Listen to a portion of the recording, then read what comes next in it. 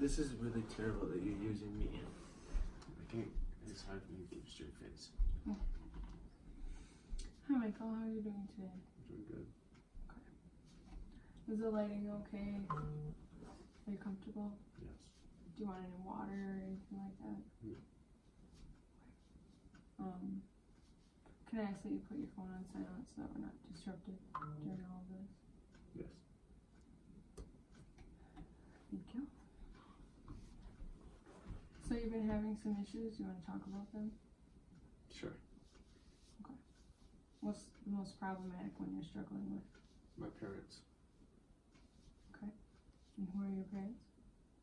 Oh, my father, Mike Rinkus, Sr. Senior. Okay. Yes. That's interesting. So, what are you struggling with him about?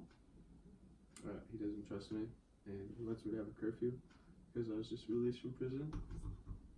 And he doesn't understand that I'm trying to spend time with my son. Okay, so what I'm hearing you say is you're upset and angry with your dad and hurt also because he doesn't trust you, but you want to spend time with your son, and the happy medium isn't there. Correct.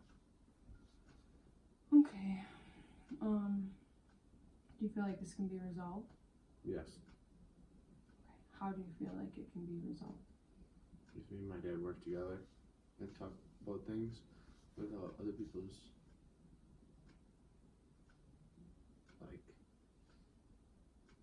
without other people interrupting what me and my dad have going on, without other people interfering with my father and I.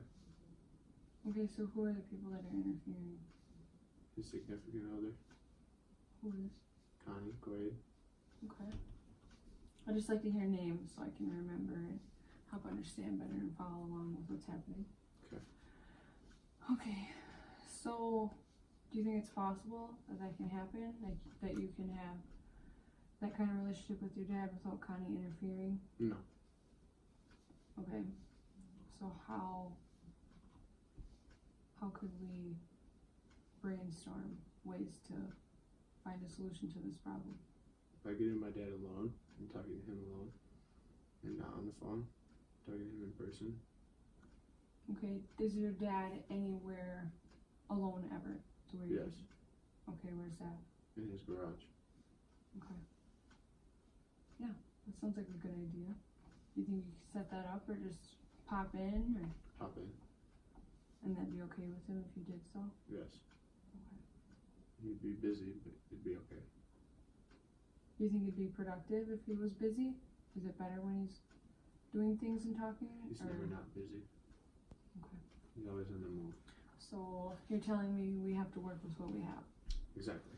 And you want to go speak to your dad when he's in the garage because this Connie woman will not be there and you feel like you'll be able to work with her better. Correct. Or him better, excuse me. Yes. Okay, so the crisis is you're upset with your dad because he doesn't trust you and you want to spend time with your son, but it interferes with the curfew and the distrust thing. Yes. And what led up to this crisis that you're going through is your dad doing what exactly? Yelling at you, fighting with you, kicking you out? Tell me what was Arguing involved. with me, threatening me. Okay. To kick me out and to call my probation officer and try to get me in trouble. Okay. Yeah, that's really scary. I can understand your feelings. 100%. Okay. So I think you're doing really well in how you're handling your feelings by talking about them and trying to think of ways to help work through them and on them.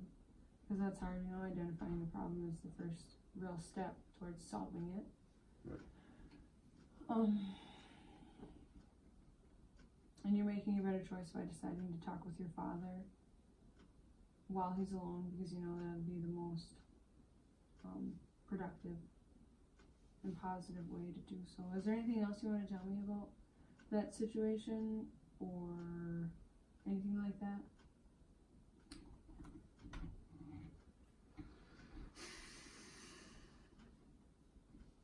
I'm not sure. Okay. honestly, it's the only issue with my father and I at this moment. So, did you have problems with distrust in your childhood with your father? Yes, when I was growing up. What's the first age you can remember that distrust happening? 13, 13. Okay, tell me about that. because I was drinking all the time and I was using drugs Okay. and I was never home and I'd steal money from him. Okay.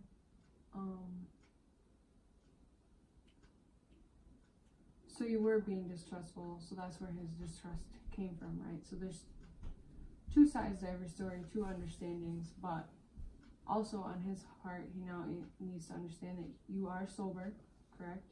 Correct. And you're doing good. You've told me in recent sessions previously that you had a job interview coming up. You're with your son often, and things are going good, so you feel like you should have earned that trust back. Correct. Okay. So I would just reiterate that to him in a gentle, calm, loving way, not like, hey, you need to trust me. More of a like, Dad, these are the positive things I'm doing, this is how I'm handling this, I really feel like I should start to regain that trust with you and that relationship back with you, because I really would enjoy that and like that. Right. That's a positive, healthy way to explain your frustrations without being frustrated. Yes, it would be. And do you think that's possible? To an extent, yes. Would your father be open to that? Because you know your father better than I do, better than anyone, like the relationship you two have, right? So however you decide to come at it in a way that you think he would be the most receptive to that, in a healthy way. I would just need, when I do my pop-in, I would need to make sure he's in the right mindset and he's not in a bad mood, he's ready to talk, he's okay to talk. Because if he's in a bad mood, then he's just not going to want to hear it. And he's not going to care what I have to say. And he's stuck in his, what he knows and what he thinks is always right. Okay.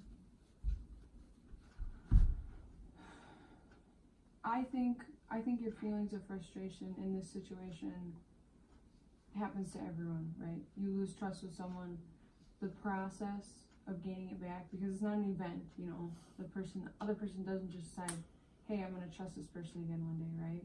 It's an event, and that's frustrating because everyone would like to just have that instantly, but it can't happen. Right. So I feel like your feelings of frustration are very valid, they're normal, everyone has them. And also those feelings of hurt, like, I am doing good, can you please just notice that? Those type of feelings, totally normal. Everyone has them. I've had them in my life. I've worked with other people that have had them. It's absolutely normal for you to feel that way. I think he just distrusts me because I've always been doing so bad in my life that now he doesn't believe yet that I'm actually doing good for once, and I'm trying to actually do something with my life. I think we can change our mindsets to be in a positive manner of, hey, like, I wasn't doing good for so long, but now this is my chance to really show that I am doing good. Like, this is my clean slate, how I'm going to start off good and stay good, right? So we can change that anger, frustration, hurt into something positive, uplifting, and like a kind of looking forward point, positive, like light at the end of the tunnel type of scenario instead of being angry, right? So yeah, I think you're doing really, really good.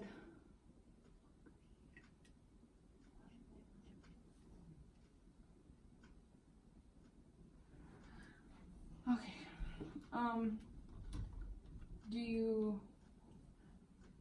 you ever plan on like hurting your father or Connie or your PO?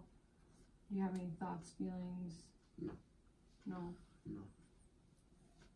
So enlighten me on what your coping mechanisms are, or how you deal with your anger and frustration and hurt. By either talking to somebody or working it through by myself, alone, and not surrounded by other people. And what do you do when you're alone? Like what goes on in your head or your body? I listen to some music. I tell myself everything's gonna be okay. Things will work out.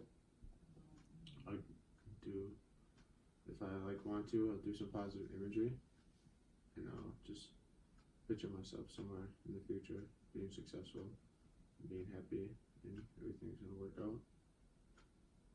That's good. And do you think of the steps up to that positive image?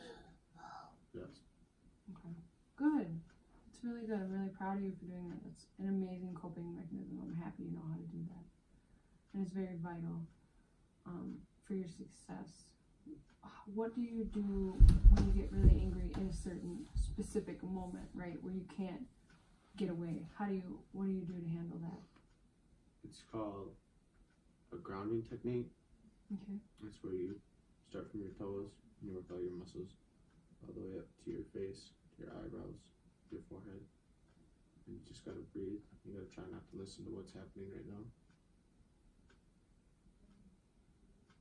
That's good. That's a really positive way to do that also. I would like to share one with you if you're comfortable with that. I express my feelings, right? Like, so if someone's being really mean to me or angry or I feel violated or hurt by whatever statement they're making, I just voice that, but very calmly, right? Like, if my mom was to say something like, Shelby, I don't like that outfit. I think it's ugly. I'd be like, okay, like, I respect your views and thank you for sharing them with me, but I don't like when you say that because I like this outfit. Please, can you not say that, right? So when you take that power back, it kind of calms you. It makes you feel more like, okay, this is okay, you know, like, I took control of the situation back, everything's fine, like, I know everything's gonna be okay, and, like, I can handle this. I'm telling you these things just because I want to give you all the tools that you could possibly need to work through this scenario in the most healthy and positive way, right? And if you don't know something and I can help you gain that knowledge and give you more tools in your toolbox, I would love to do that and be able to help you through that, you know, because you can use them for the rest of your life and you'll, you know, kind of put them in any scenario you can think of.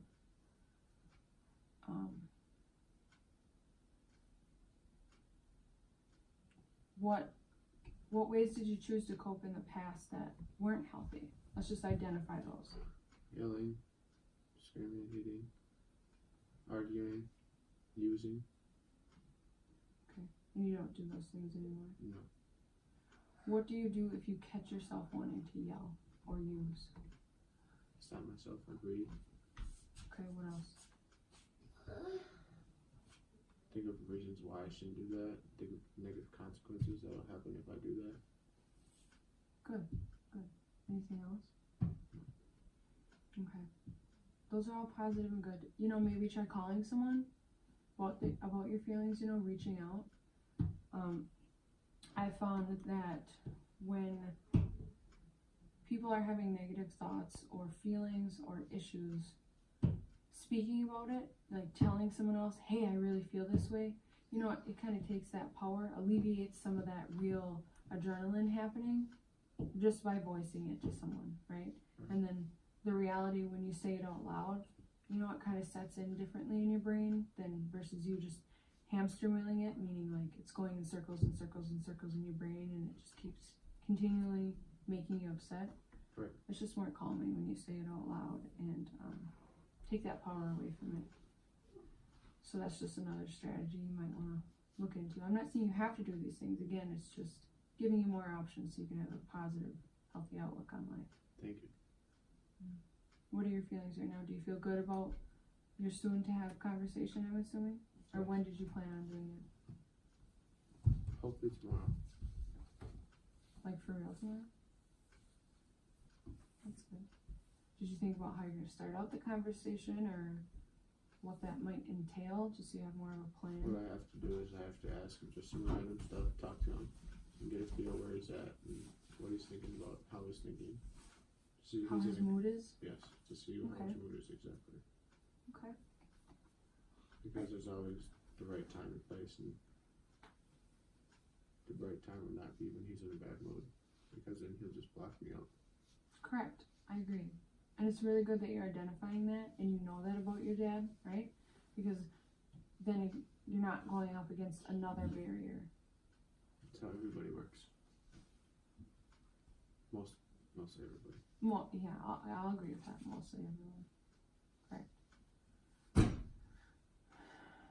Okay. I think you're doing good, and I think you have a really positive plan. And you did a really good job today talking about your feelings, talking about your coping mechanisms, and sometimes it just helps to tell your brain like, hey, you know how to do this. Remember it in your time of need, right? Because if you don't have to practice something all the time, well, sometimes you forget it, and that's just human nature, and it's totally okay. So, you did really good today. Thank you for coming in. No problem. You can schedule your next appointment next week sometime. I hope to see you back. I think we do really good work together.